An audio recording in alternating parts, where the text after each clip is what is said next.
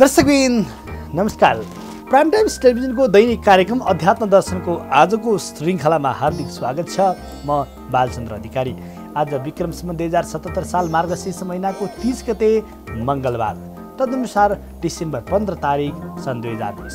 मार्गशीर्ष शुक्ल पक्षको प्रतिपदा तिथि, मूल नक्षत्र गण्ड योग, किस्तुग्न कारण, धनु राशिमा चन्द्रमा। आज बिहान सूर्योदय 6:48 हुनेछ भने सूर्यास्त साँझ 5:09 हुनेछ। आज राम्रो काम शुभारम्भ गर्नको लागि, यसै गरी लामो यात्रा गर्नको लागि मध्याह्नकालको समय उपयुक्त हुनेछ। त्यसैबिन यो पञ्चाङ्ग सम्बन्धी जानकारी प्रसाद कार्यक्रम शुभारम्भ गरौँ राशिफलबाट। प्रारम्भमा मेष राशि।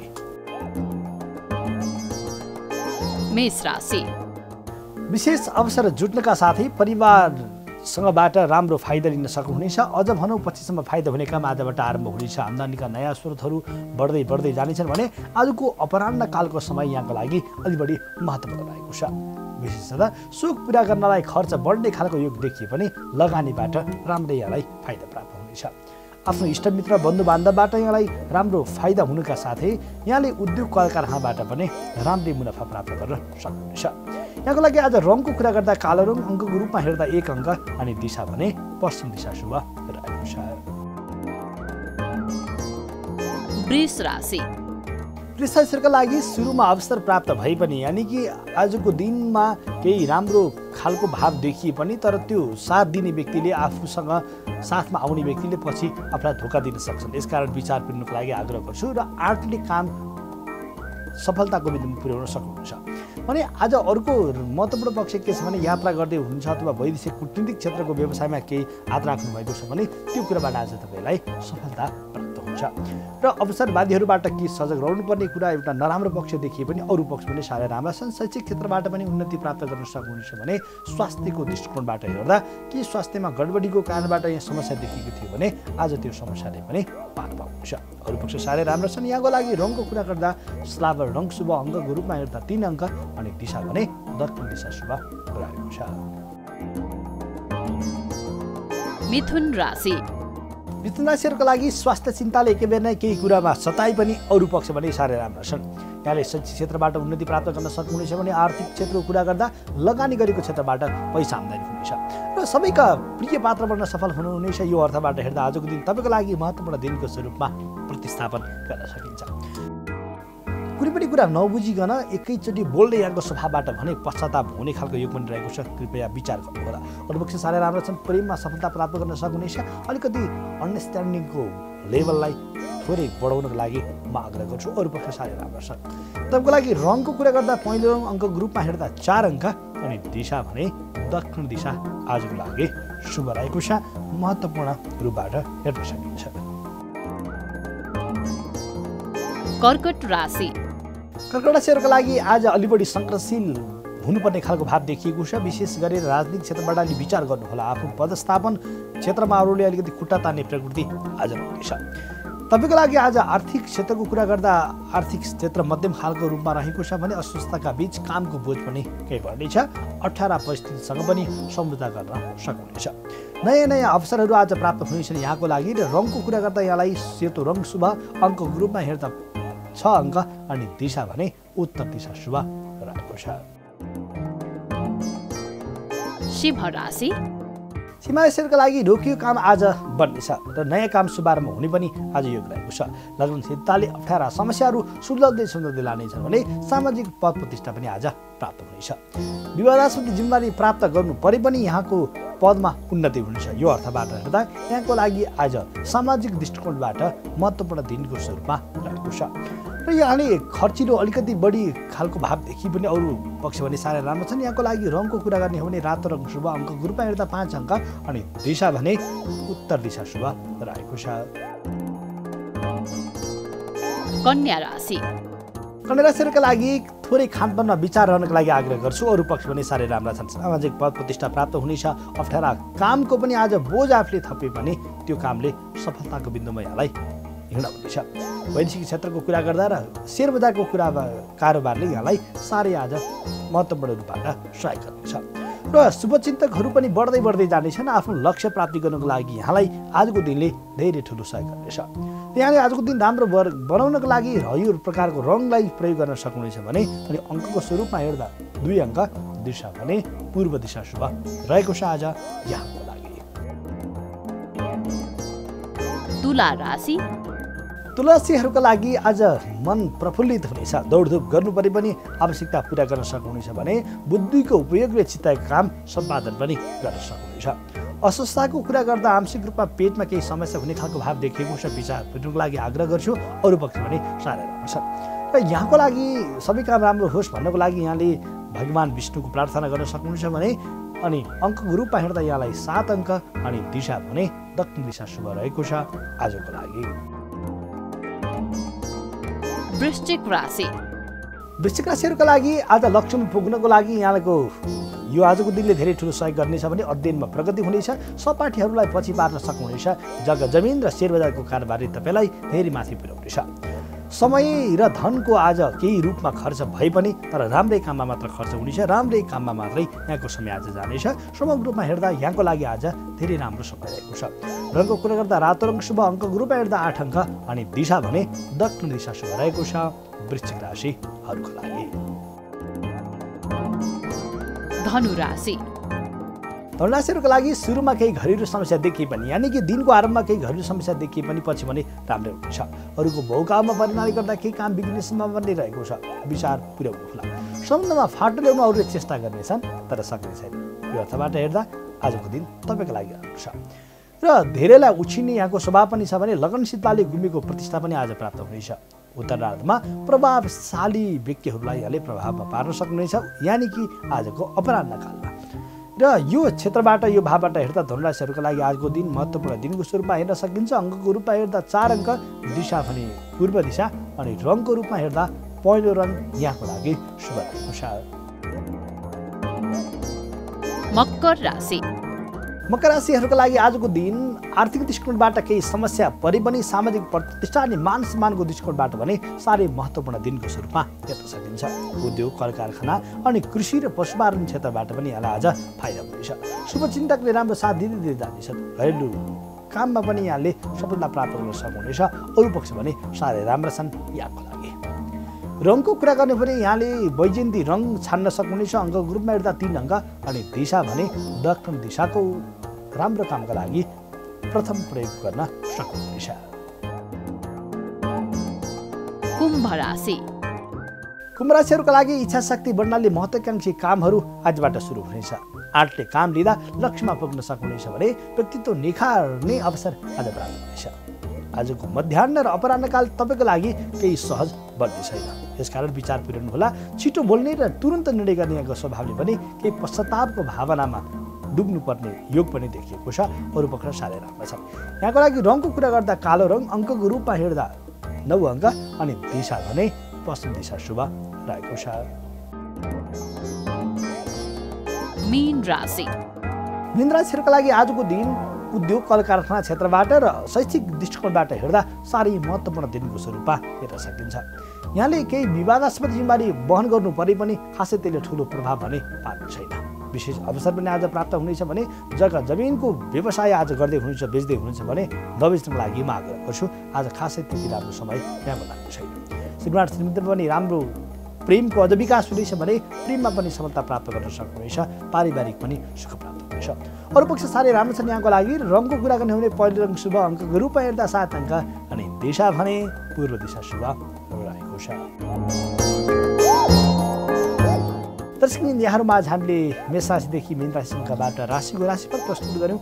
पक्कै पनि हाम्रो जीवन प्रारब्ध र पुरुषार्थको संयोग भएको हुनाले यस्तै यस्तै प्रक्रियालाई अगाडि बढाउँदै हामीले आफ्नो जीवनलाई सुसंस्कृत आनन्दित बनाउन सक्दछौँ। यो प्रसङ्ग यहाँहरूमा आज आग्रह गर्दै कार्यक्रममा आजको विशेष दिनको बारेमा चर्चा गर्ने बेला भएको छ। त्योभन्दा अगाडि भने छोटो विश्रामको पालो हेर्दै गर्नुहोला सकेर। दर्शकबिन पुनः हार्दिक स्वागत छ अध्यात्म दर्शनको यो श्रृङ्खलामा। आजको श्रृङ्खलामा हामी योग अर्थात् एउटा महत्त्वपूर्ण विषय जसले हाम्रो जीवन र जगतलाई पनि समेटेको छ यो विषयमा हामी चर्चा गर्नेछौँ, जसको शीर्षक रहेछ योग। योग अर्थात् एक अथवा एकभन्दा बढी चिज एकभन्दा दोस्रो समावेश हुनु जोडिनु। सामान्यतया हाम्रो समाजमा जुन योगको कुरा गरिन्छ त्यो मात्र शरीरलाई स्वस्थ र तन्दुरुस्त राख्नका लागि गरिने केही शारीरिक आसन भन्ने बुझिन्छ। तर योगको अर्थ त्यतिले मात्र भन्ने बुझिँदैन। तर वास्तविक रूपमा योगको अर्थ हो त्योभन्दा धेरै फरक र माथि छ। यो अर्थमा हेर्दा हामीले भन्ने हो भने यस्तो प्रकारको नेपाली समाजको प्रक्रियामा हेर्दा योगलाई एक आध्यात्मिक प्रक्रिया मानिन्छ जसमा शरीर, मन अनि आत्मालाई एकत्रित गरिन्छ। वास्तवमा योग त्यो नै हो जसले शरीर, मन अनि हाम्रो आत्मालाई एकत्रित बनाउँछ। सजिलो अर्थमा योग त्यो प्रक्रिया हो जसद्वारा हामी शरीर, मन र आत्मालाई सकारात्मक तरिकाले एकसाथ समावेश गर्दछौँ। अझ भनौँ योग त्यस्तो प्रक्रिया हो जसले एउटै भावबाट, एउटै आसन, एउटै प्रक्रियाबाट शरीर, मन अनि आत्मालाई समावेश गरेर त्यो आनन्द प्राप्त गर्छौँ। आनन्दको प्राप्तिका लागि एउटा एक दोस्रोसँग जोडिनु भन्ने योग हो। योगको अर्थ जोडिनु पनि हुन्छ। त्यसैले ईश्वरको आराधनादेखि लिएर गीताका उपदेशसम्म, शरीरलाई स्वस्थ तथा स्फूर्तिमान राख्नदेखि लिएर तमाम बिमारीहरूको समाधानसम्म, आत्मादेखि लिएर शरीर तथा मस्तिष्कको शुद्धिसम्म हरेक ठाउँमा योग हुन्छ। योग केवल यो ठाउँमा हुँदैन भन्ने प्रसङ्ग हुँदै होइन। प्राचीन कालमा कलात्मक रूपमा साधना गर्न तथा ईश्वरको तपस्या गर्न साधु सन्यासीहरू योगका सहारा लिने गर्दथे। अनि हिन्दू संस्कृति तथा धार्मिक मान्यता योगमा त्यस्तो शक्ति छ जुन शक्ति अरूलाई भन्दा आफैले प्रयोग गर्न महत्त्वपूर्ण हुन्छ। र अझ भनौँ त्यस्तो प्रकारको ब्रह्माण्डको कुनै पनि शक्तिसँग साध्नको लागि, जुझ्नको लागि र त्यो शक्ति प्राप्त गर्नको लागि योगले ठुलो भूमिका खेल्छ। योगका साधकका लागि जतिसुकै कुरा पनि असम्भव हुँदैन। अहिलेका मान्यताको कुरा गर्ने हो भने योग मात्र केही शारीरिक व्यायामसँग सीमित राखेको पनि हामीले पाउन सक्छौँ। तर यहाँसम्म कि योग यति शारीरिक अभ्यासमा मात्रै यसको सम्बन्ध छैन। योगको कुनै पनि खास परिभाषा समेत सुनिश्चित गरिएको छैन। किन भन्दा योग त्यति विशाल छ र व्यापक पनि छ। आदरणीय दर्शकहरू, गीतामा योगका चारै भागमा विभिन्न प्रसङ्गसँग योगको रूपमा व्याख्या गरिएको छ। भगवान कृष्णले योगका 3 प्रकार बताउनु भएको छ: ज्ञान योग, कर्मयोग अनि भक्ति योग। जबकि योग प्रदीपमा यसका 10वटा प्रकारहरूको बारेमा वर्णन गरिएको छ। योगका 10वटा प्रकार हुन्छन् जसमा योगका प्रकारहरू मध्येमा पहिलो हो राजयोग, दोस्रो हो अष्टाङ्ग योग, तेस्रो हो हठ योग, चारौँ हो लय योग अनि पाँचौँ हो ध्यान योग। यसैगरी छैटौँ हो भक्ति योग अनि सातौँमा क्रिया योग जसलाई हामी मन्त्र योग पनि भन्छौँ अनि कर्मयोग यसैपछि। यसरी 10वटा भागमा विभाजन गरिएको प्रसङ्ग छ भने यसको अलावा धर्मयोग, तन्त्रयोग, नादयोग बारे पनि विभिन्न ग्रन्थमा छुट्टै छुट्टै प्रकारले विवेचना गरिएको छ, उल्लेख पनि गरिएको छ। वेद, पुराण आदि ग्रन्थमा पनि योगका अनेक प्रकारबाट चर्चा गरिएको छ, बताइएको छ। अब हामीले यो मात्र बुझ्न सक्छौँ योगले हाम्रो जीवनमा कस्तो प्रकारको प्रभाव पार्न त। दर्शकबिन, महत्त्वपूर्ण योग मध्येमा अष्टाङ्ग योगको नाम साह्रै महत्त्वपूर्ण रूपबाट अगाडि आउँदछ। अब अहिले प्रसङ्गमा हेर्ने हो भने योगको प्रसङ्गमा धेरै चलेको पतञ्जलि योग सूत्र जसलाई हामी पातञ्जलि अहिलेको प्रसङ्गमा हेर्दा त्यो योग अलिकति बढी अनुसारमा गरेको हामीले पाउन सक्छौँ। अष्टाङ्ग योग अर्थात् योगका 8वटा अङ्ग, ती 8 अङ्ग सबै धर्मको सार मानिन्छ। यी 8 अङ्गहरूलाई हामीले विवेचना गर्ने हो भने अथवा यी 8 अङ्ग मध्येमा एउटालाई मात्र प्रयोग गर्न सकियो भने पनि हाम्रो जीवन सुसंस्कृत हुन्छ भनेर धर्मशास्त्रले व्याख्या गरेको छ। अब यी 8 अङ्गहरूमा के हुन् त भन्दा पहिलो हो हेम, दोस्रो हो नियम, तेस्रो हो आसन अनि चारौँ हो प्राणायाम, त्यसै गरी प्रत्याहार अनि धारणा, सातौँमा हो ध्यान अनि 8औँ नम्बरमा पर्दछ समाधि। अब यो योगका 8वटै अङ्गहरू हामीले बौद्ध दर्शनमा पनि, बौद्ध धर्ममा पनि यसको प्रसङ्ग प्राप्त गर्न सक्छौँ। यी वैदिक सनातन धर्ममा त यसको महत्त्व छँदैछ। योगको उत्पत्तिबारे कुरा गर्ने हो भने वैदिक संहिता र वेदहरूमा 900 देखि 500 ईसा पूर्वको बिचमा तपस्याले उल्लेख गरेका छन्।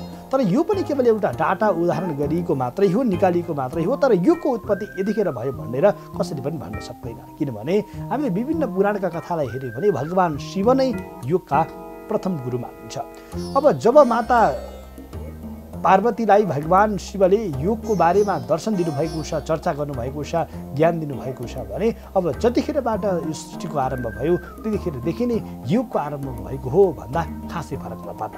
योग गर्ने साधकलाई पनि योगी भनिन्छ। अब योगी शब्द तपस्वीहरूका हकमा पनि प्रयोग हुन्छ। धार्मिक मान्यता र ग्रन्थहरूमा पनि साधु तथा साधकका लागि, तपस्वीहरूका लागि योगीको शब्दको प्रयोग गरिन्छ। र वास्तवमा हामीले हेर्ने हो भने साधु सन्त महात्माहरूलाई पनि उहाँहरूको दौरानको हामीले मूर्तिहरू हेऱ्यौँ भने योग मुद्रामा नै देखाएको पाइन्छ। गौतम बुद्धदेखि लिएर महावीर स्वामी तथा अनि शिवलाई पनि पद्मासन मुद्रामा देखाएको पाउँछौँ हामीले विभिन्न चित्रहरूमा। यो मान्यताका हिसाबले पनि योगको उपदेश सर्वप्रथम हिरण्यगर्भ यानि कि ब्रह्माले सनकादिको र त्यसपछि विवस्वान अर्थात् सूर्यलाई दिएका थिए। र यसरी हेर्दा वेद पौराणिक कालभन्दा अगाडिदेखि नै योगको उत्पत्ति र विकास भएको थियो। त्यसपछि यो ज्ञान दुई शाखामा व्यक्त भयो। एउटा हो ब्रह्मयोग, अर्को हो कर्मयोग। ब्रह्मयोगको परम्परा सनक, सनन्दन, सनातन र कपिल, आसुरी, बोडु र अनि पञ्चशिखा, नारद, सनकादिले सुरु गरेका थिए। यो ब्रह्मयोग मानिसको बीचमा ज्ञान, अध्यात्म अनि यसै गरी साङ्ख्य योग नामले प्रसिद्ध भयो। अब यस्तै कर्मयोगको परम्परा विवस्वान हो। विवस्वानले मनुलाई अनि मनुले इक्ष्वाकुलाई, यसै गरी इक्ष्वाकुले राजर्षिहरू एवं प्रजाहरूलाई योगको उपदेश गरेका थिए। यी सबै कुरालाई वेद तथा पुराणहरूमा हामीले हेर्ने हो भने त्यही नै विशद रूपमा उल्लेख गरेको पाउन सक्छौँ। वेदलाई संसारकै प्रथम ग्रन्थको स्वरूपमा मानिन्छ र यसलाई अपौरुषेय पनि भनिन्छ, जसको उत्पत्तिको काल अहिले यतिखेर लगभग 10,000 वर्ष भनेर भनिए पनि तर यसको यतिखेर वेदको उत्पत्ति भयो भन्ने प्रसङ्ग कसैले ठोकुवा गरेर भन्न सक्दैन। किनभने वेद भनेको ज्ञान पनि त हो। आखिर गुरु शिष्य परम्पराद्वारा योगको ज्ञान अनि परम्परागत तरिकाबाट आधारित भएको एक प्रकारको पिँढीबाट अर्को पिँढीमा स्थानान्तरण हुने, पुस्तान्तरण हुने योगको सबैभन्दा महत्त्वपूर्ण चर्चा छ। र अब विश्वको प्रसङ्गमा हेर्ने हो भने सन् 1920 को सुरुवातमा योगलाई अध्ययन गर्न थालिएको थियो भन्ने इतिहासकारहरूले बताउनुहुन्छ। अनि दर्शकबिन यो प्रसङ्गबाट हेर्दा योगले हाम्रो जीवनमा ठुलो प्रभाव पर्छ। अब दर्शकबिन यहाँ प्रश्न उठ्न सक्छ, योगले त्यस्तो ठुलो प्रभाव हाम्रो जीवनमा के पार्छ त? हामी विचार गर्न सक्छौँ, हामीले मन गर्न सक्छौँ, योग नै त्यस्तो महत्त्वपूर्ण वस्तु हो जुन कुराबाट, जुन तथ्यबाट हाम्रो जीवन सुसंस्कृत हुन्छ, आनन्दित हुन्छ। अब योगको कुरा गर्ने हो भने, योगलाई हामीले विचार गर्ने हो भने योगले आत्मा र परमात्मालाई जोड्ने काम गर्छ, प्रेम र अनि स्वार्थ भावनामा जोड्ने काम गर्छ। दर्शकबिन पक्कै पनि धेरै धर्मशास्त्रले यो कुरा व्याख्या गरेका छन्। हामी जति धेरै तीर्थ गयौँ, जति धेरै हामी मठ मन्दिरहरू चारौँ, तर जबसम्म आफैले आफैभित्र यात्रा गरिँदैन त्यो यात्रा अपुरो नै रहन्छ, बाँकी नै रहन्छ। त्यो यात्रा पुरा गर्नको लागि, अझ भनौँ आफूले आफैभित्र यात्रा गर्नको लागि योगले धेरै ठुलो भूमिका खेल्छ। मान्छेमा रिस, राग, कलहहरू, यसै गरी जीवनमा सुख र दुःखका तरङ्गता कहिले आउँछन्, कहिले जान्छन्। ती सुख र दुःखमा भएका ती तरङ्गका अप्ठ्यारा परिस्थितिलाई पनि योगले एउटै शिखामा बाँधेर जिउन सिकाउँदछ। त्यस्तो महत्त्वपूर्ण दर्शनको नाम नै हो योग दर्शन।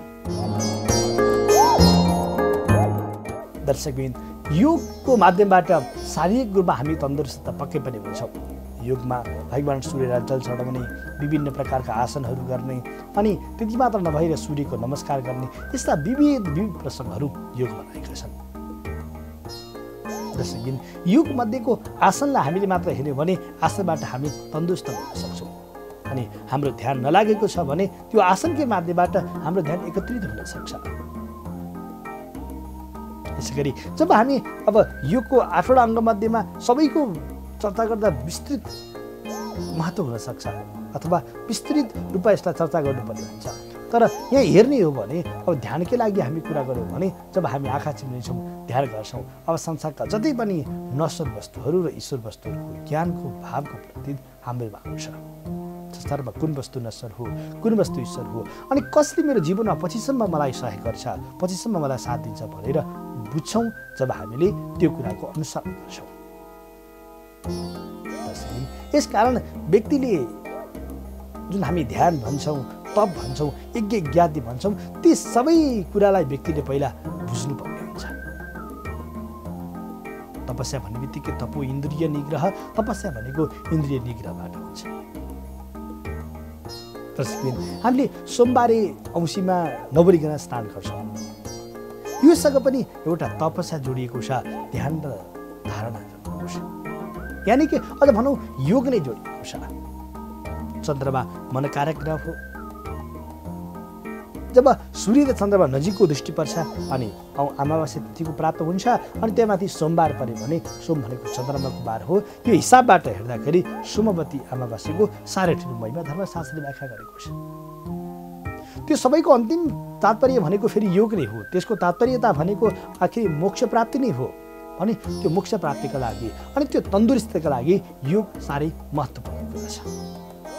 जो व्यक्तिले दैनिक रूपमा योगमा समावेश भएर गर्दछ भने उसलाई शारीरिक रूपमा आवश्यकता हुँदै हुँदैन भने उसको मानसिक रूपमा पनि त्यो व्यक्ति सन्तुष्ट बन्छ, यानि कि सुखी बन्छ। दर्शकबिन, हामीलाई पक्कै पनि थाहा छ अहिले शारीरिक रोगभन्दा मानसिक रोगले व्यक्तिलाई धेरै ग्रसित हुन्छ।